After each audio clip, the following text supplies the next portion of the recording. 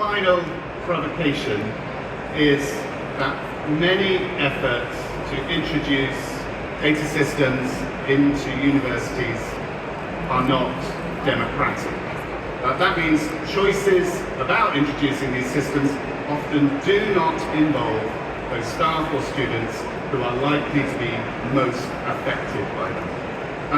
Now, datafication as a process of kind of trying to transform higher education through data is already fraught with a great deal of disagreement and controversy.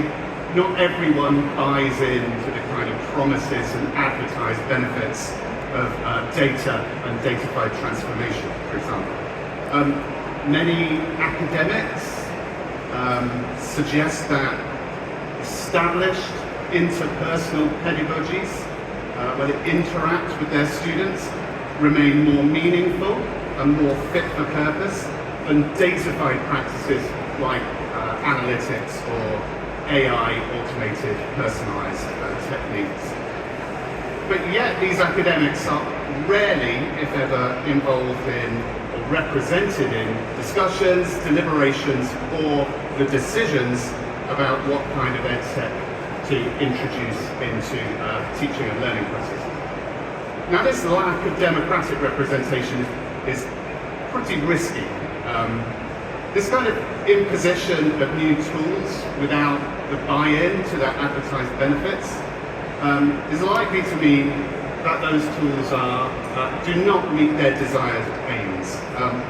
There's a potential here for them just to be neglected or ignored.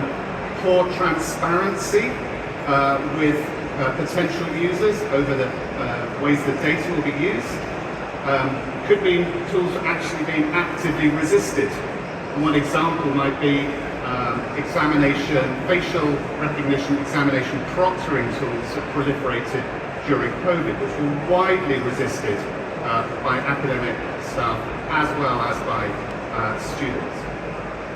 And there's a question here as well. What if the people who populate universities, do not want to consent to the collection, analysis and use of their data by external technology companies?